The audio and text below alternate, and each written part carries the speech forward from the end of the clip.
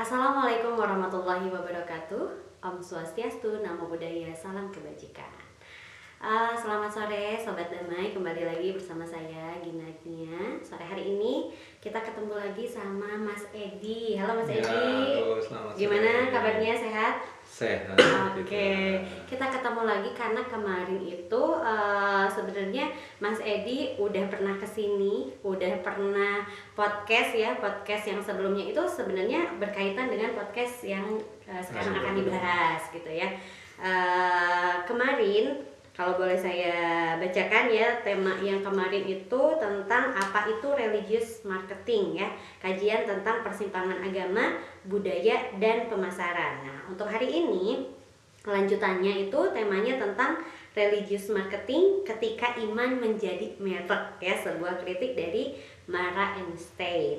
Narasumber hari ini ada Mas Edi Pancawibowo ya, sebagai praktisi marketing dan pemerhati budaya dan agama. Tapi sebelum itu saya bacakan dulu kemitraan di program hari ini.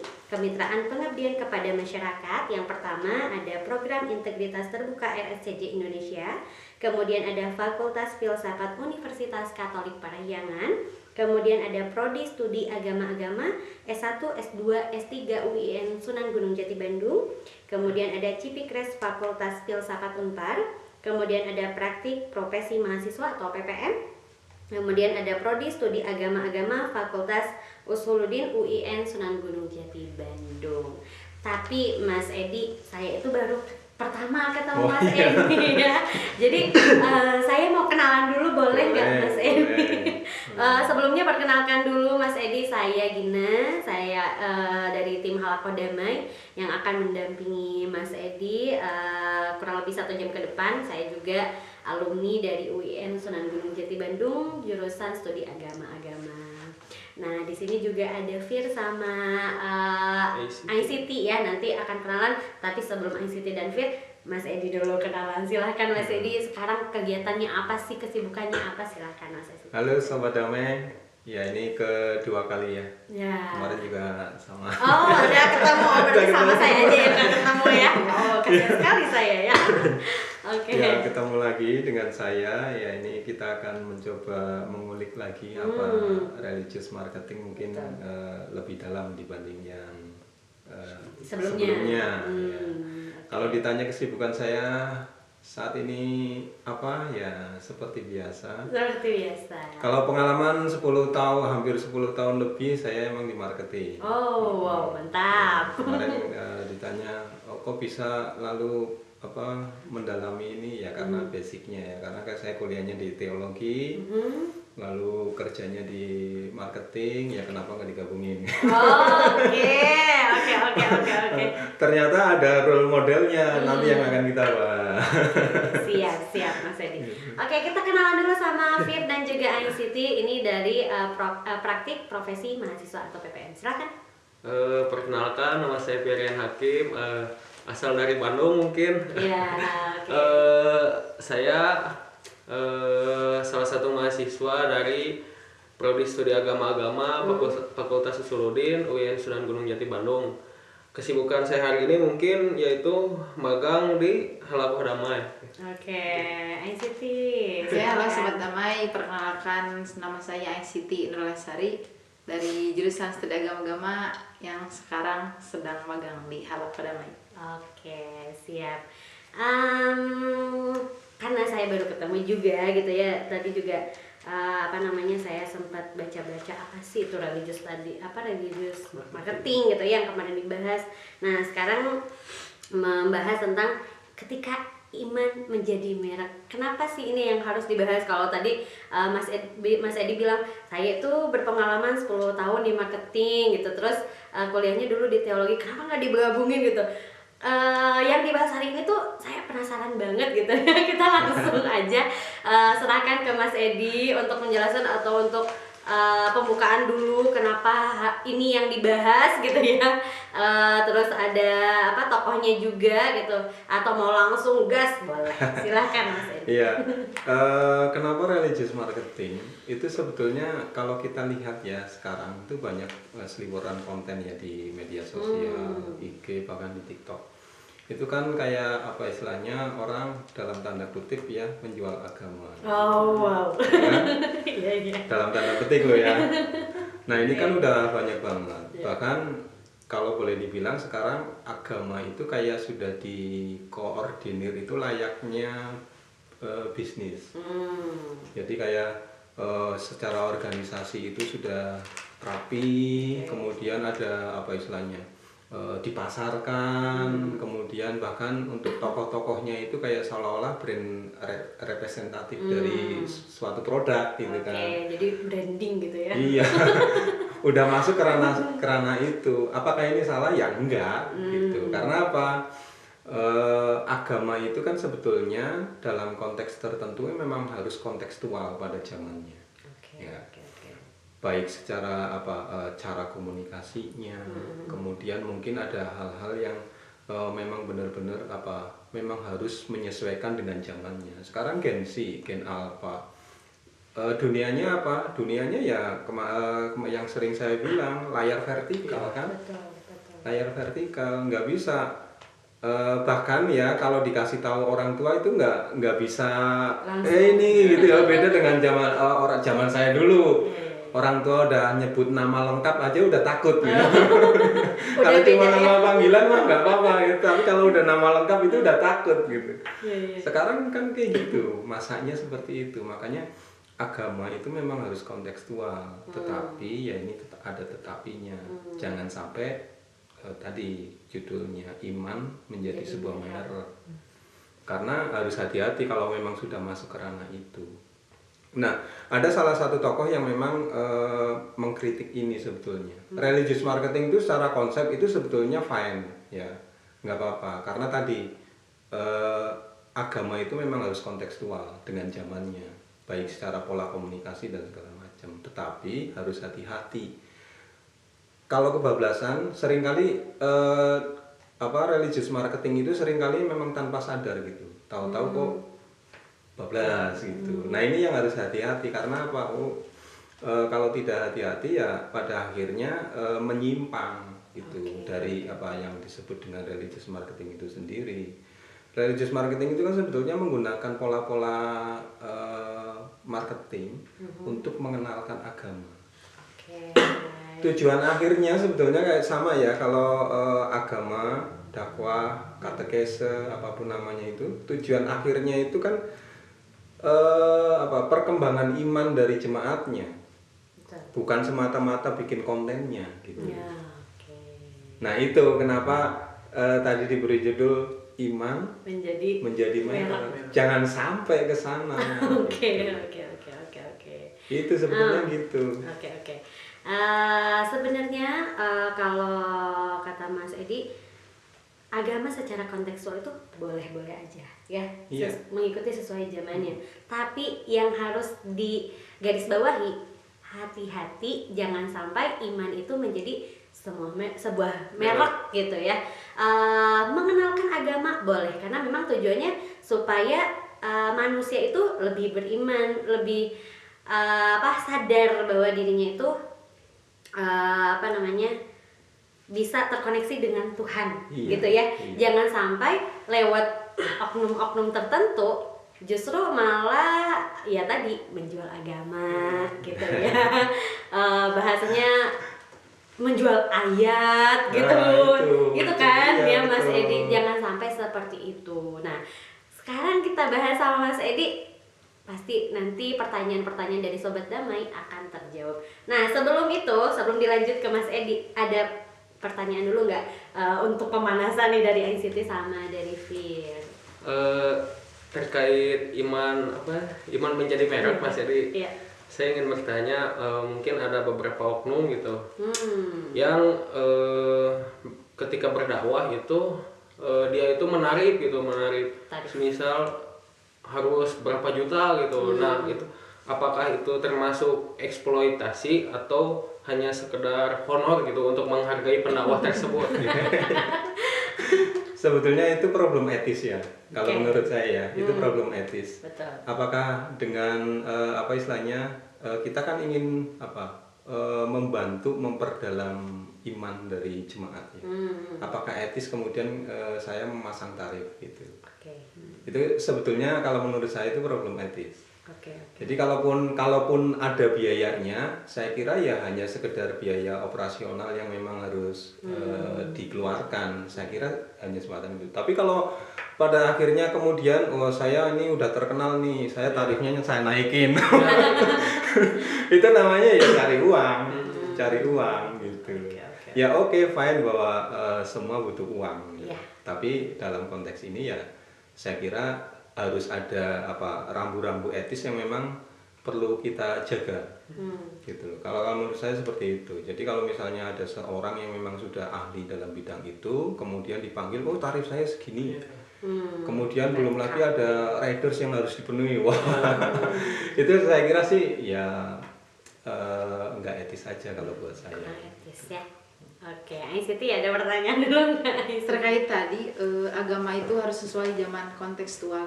Nah itu teh semua tentang agama harus begitu atau ada hal-hal tertentu yang tidak bisa sesuai zaman atau semuanya gitu?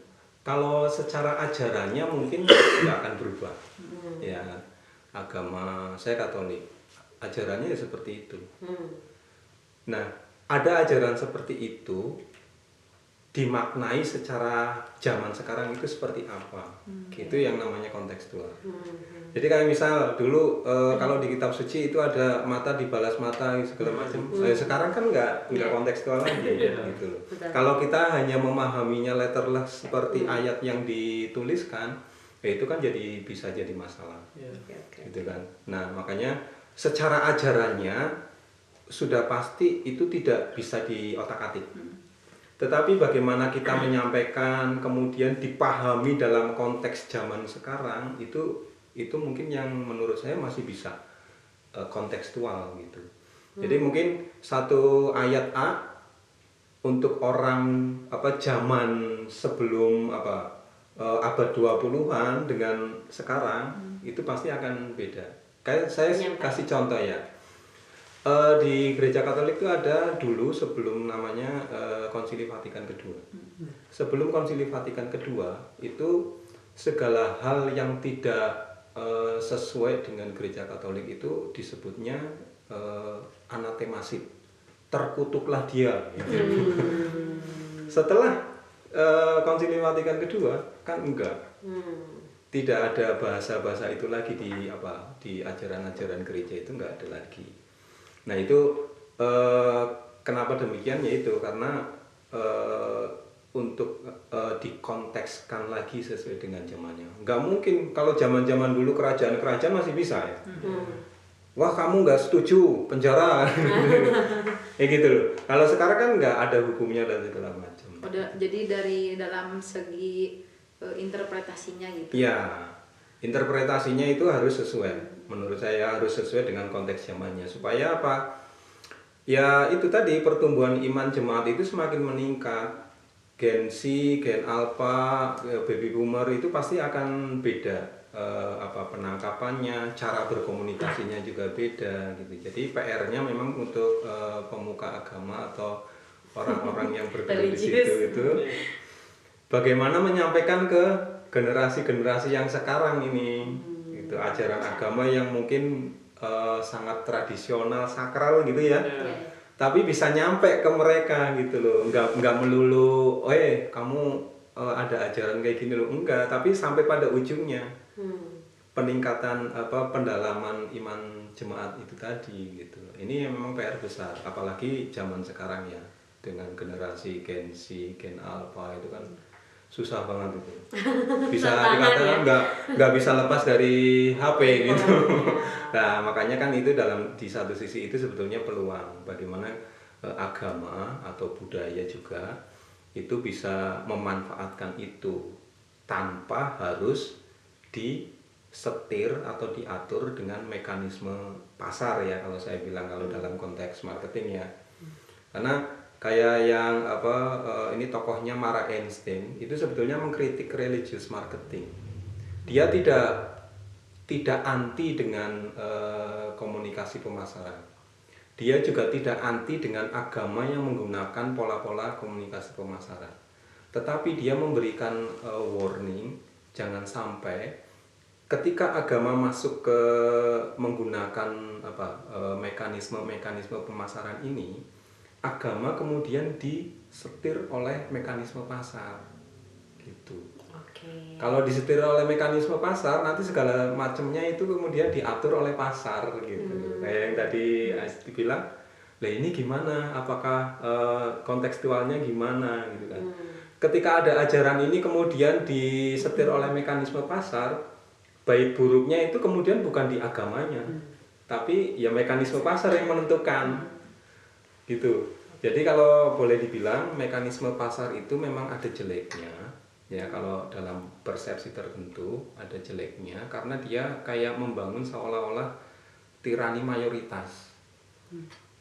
Kalau kita main media sosial, baik buruk kemudian salah benar itu ditentukan oleh pertama siapa yang ngomong, seberapa banyak dia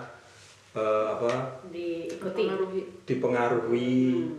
Ya kalau semakin banyak orang ngomong hal yang sama kemudian dianggapnya oh ini yang benar. Itu mekanisme pasar akan terjadi seperti itu karena ya jeleknya itu memang kemudian menjadi tirani mayoritas tadi itu.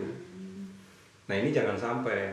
Jadi agama itu jangan sampai masuk ke ranah itu.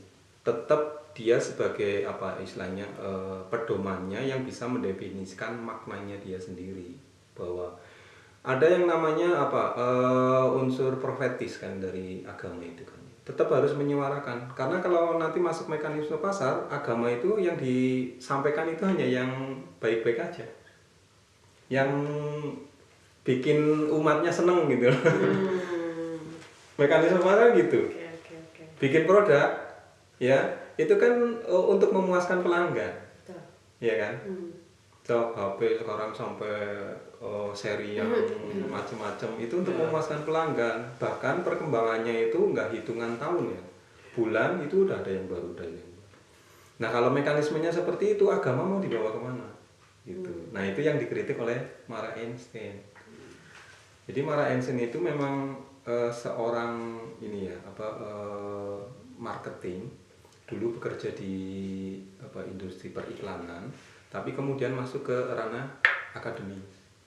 Jadi sekarang jadi profesor di salah satu universitas di New York. Itu yang memang mendalami ini.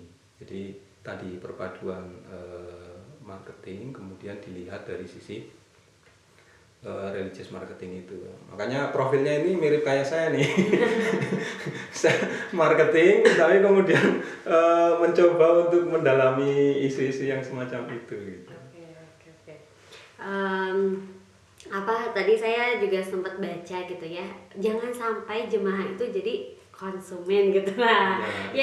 Yang disebut konsumen itu apakah dia hanya mencerna apa yang disampaikan dalam sebuah konten atau dia tidak menyuarakan lagi tentang agama atau religius gitu. Yang disebut konsumen itu seperti apa sih Mas Edi? Nah, kalau konsumen itu sebetulnya kalau ini lebih transaksional ya. Jadi agama itu memberikan satu produk katakanlah gitu ya. Nah ini umatnya menerima, udah sampai titik itu. Jadi kayak tadi membeli barang untuk kepuasan dirinya sendiri gitu loh. Jadi nggak ada kalau udah punya ini misalnya saya punya HP ya udah. Oke, aku seneng HP gue kayak gini. Udah sampai titik itu. Nah, itu yang menurut Mara Einstein tuh ya nggak seperti itu. Jangan sampai jemaat itu hanya sekedar menjadi konsumen. Ya, konsumen yang transaksional gitu enggak. Tapi jemaat itu kan sebetulnya sebuah komunitas iman ya. Komunitas iman yang saling berinteraksi untuk berkembang bersama-sama gitu. Jadi sekali lagi inti dari semuanya adalah nanti ujung-ujungnya apakah ada imannya itu malah justru lebih berkembang, lebih kuat atau tidak, atau hanya sekedar ini ada agama ini nih hanya sekedar itu aja atau gimana gitu. Nah ini yang kita harus hati-hati. Nah kalau ada ngomongin konsumen kan pasti ada ngomongin produknya. Nah kalau itu mah iman hanya sekedar produk yang memenuhi secara emosional doang gitu. Nah, itu yang apa ya? Mungkin kita kayak ini ya, kalau di kehidupan nyata itu memang ininya sangat tipis ya. Makanya itu kadang-kadang kita tanpa sadar ternyata kok udah kayak gini. Gitu. Kalau secara tadi transaksional gitu ya, jemaah sebagai konsumen dia itu sadar atau tidak? Nah itu dia. Sadar sebetulnya ya ini kalau ngomongin sadar atau tidak kan harus dilihat level kesadarannya. Betul. Ada yang memang menerima dengan sadar, wah ini kayaknya memang bisa buat saya ini nanti bisa berkembang, atau sadar yang hanya wah ini memang cocok dah gitu. Jadi kesadaran itu sebetulnya memang ada levelnya. Orang memberi barang juga sama ya, dalam konteks bisnis marketing itu orang membeli barang juga sama. Bahkan kemarin saya sebutkan ada evolusi marketing gitu kan, yang hanya di 1.0 hanya produknya aja, pokoknya bikin produk banyak tanpa mikirin macem-macem. Kalau marketing 3.0 kesini kan udah value driven kan, jadi berguna atau enggak gitu. Nah perkembangannya kan seperti itu. Nah kesadaran itu ya sama, kesadaran itu berguna enggak buat dirinya gitu loh. Kalau berguna ya mungkin dia akan mendalami agama itu secara lebih ini ya. Ketika ada konten agama nih, kemudian di follow up dengan pendalaman yang lebih. Oh mungkin dia akan belajar ke guru siapa gitu. Oke, menarik. Ini karena pasti kan yang nonton podcast ini kebanyakan kan sekarang Gen Z, Gen Alpha gitu ya, Mas Edi. Karena tadi ya Mas Edi juga sudah menyinggung ya Gen Z sama Gen Alpha itu nggak bisa jauh-jauh dari HP gitu ya, dari komunikasi gitu ya, dari teknologi. Pasti mereka itu mencari taunya pertama itu dari teknologi gitu ya, dari media sosial gitu. Nah bagaimana caranya supaya Gen Alpha, Gen Z atau mungkin Gen milenial juga masih saja terpengaruhi dengan konten-konten yang short ya sekarang gitu, yang jangan sampai mereka itu hanya menelan mentah-mentah konten yang disediakan gitu. Karena kan kalau misalnya kita berbicara tentang teknologi, memang sekarang semuanya sudah serba mudah gitu ya, mudah dicari gitu ya. Tapi apakah kita mau mencari lebih dalam apa yang disuguhkan itu hanya potongan-potongan saja kah? Apakah kita mau mencari referensi lainkah gitu ya? Atau misalnya tadi mau belajar pada seseorang atau seorang guru gitu ya? Apakah semendalam itu gitu ya? Bagaimana caranya supaya yang nonton podcast hari ini itu gak hanya melihat secara instan gitu, Mas Edi? Iya, kalau itu sebetulnya kalau di ngomongin dalam marketing ya, konten yang bagus itu pasti ada hooknya. Itu pasti yang ditonjolkan hooknya dulu. Nah hooknya itu kayak gimana? Hook itu yang memang benar-benar langsung membangun interest dari konsumen. Wah ini bagus nih, mau lihat gitu. Jadi kalau kita ngomongin customer behaviornya, itu kan mulai ada 5A gitulah ya. Awareness, appeal, interact, acts gitu ya, sampai nanti ujung-ujungnya CTA pada X gitu ya. Nah pertama yang perlu dikritisi adalah yang pembuat konten. Kalau dalam konteks religius ya, religious marketing, membuat konten itu ya tadi supaya tidak disetir oleh mekanisme pasar. Ya kontennya itu bukan konten yang buat jualan, tapi memang benar-benar secara jujur. Secara jujur artinya gini, kalau kita mengikuti mekanisme pasar, pasti yang dikeluarkan itu hanya yang bagus-bagus, yang memang benar menarik. Karena tujuannya apa? Menarik konsumen. Nah, kalau konten agama tujuannya menarik supaya masuk ke agama tertentu. Nah ini yang melenceng dari yang namanya religious marketing pada intinya. Itu satu. Jadi orang yang membuat konten itu juga harus mengerti batasan-batasan etis agama itu kayak gimana, harus mengerti ajaran agama itu kayak gimana gitu. Itu satu. Lalu yang kedua dari sisi konsumennya. Nah, konten yang sudah keluar itu sebetulnya kemudian menjadi bebas tafsir. Ya kan? Saya menafsirkan konten yang sama dengan ICT itu pasti beda tafsirnya. Nah, itu kan yang sudah dikeluarkan itu pasti bebas tafsir. Nah, ya kalau dituntut bagaimana supaya konsumen ini ya, konsumen dalam tanda petik mau mendalami, yaitu pasti akan dibalikin lagi ke orang yang menerima konten itu. Apakah ya ini tergantung dari tingkat ininya ya, tingkat kesadaran religiusnya ya. Ada yang memang cuma scroll gitu doang, udahlah gitu. Ada, ini menarik nih, ternyata ada kayak gini ya. Nah, lalu mencari, kalau saya ada sesuatu yang menarik pasti akan saya cari, saya kejar ini apa sih, apalagi sesuatu yang memang belum pernah saya dengar, belum pernah saya ini ya, pasti akan saya cari. Ternyata gini. Itu satu karakter dari konsumen. Makanya kalau dalam marketing itu sekarang ini ya, itu sekarang kan udah masuk ke marketing 6.0. Penggunaan media internet, artificial intelligence itu udah jalan. Kalau teman-teman tanpa sadar ya buka IG, itu pasti konten-konten yang masuk itu adalah konten-konten yang memang saya pingin, saya suka. Algoritmanya berubah seperti itu. Ya kan, pasti ini orang lagi marah, nanti konten-kontennya paling orang yang berhubungan dengan itu. Ini orang marah-marah. Nah kayak gitu, makanya sangat dianjurkan untuk menggunakan media sosial dengan bijak. Betul. Termasuk dalam melihat konten-konten yang berbau agama. Karena ya kita nggak menutup kemungkinan pasti ada saja yang bisa memanfaatkan itu gitu. Kalau tujuannya baik untuk memberikan ini ya, pendalaman iman melalui mekanisme digital, itu bagus ya, tapi kembali lagi tujuan utamanya bukan itu.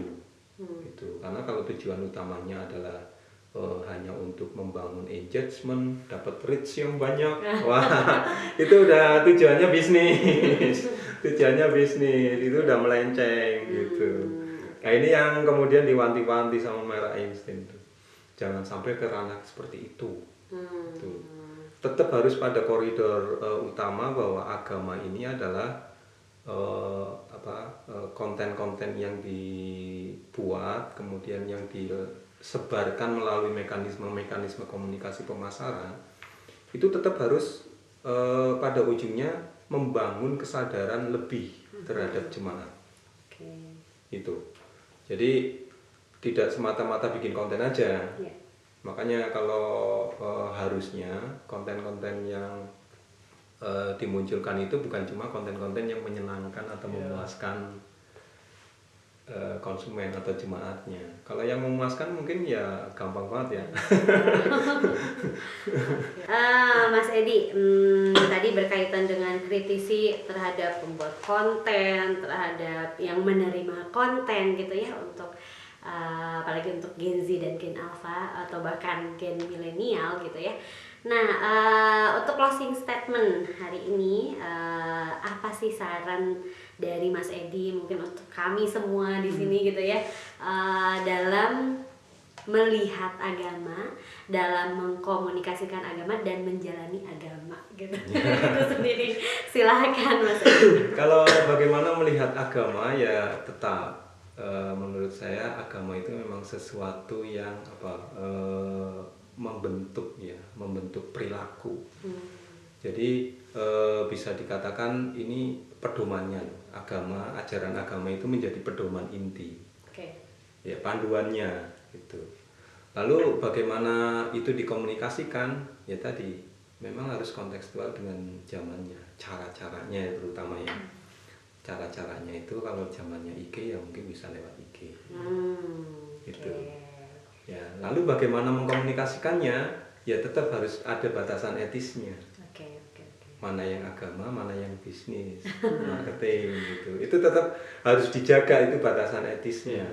Bagaimana menjaga batasan etisnya? Ya kita harus tahu dulu agama itu seperti apa.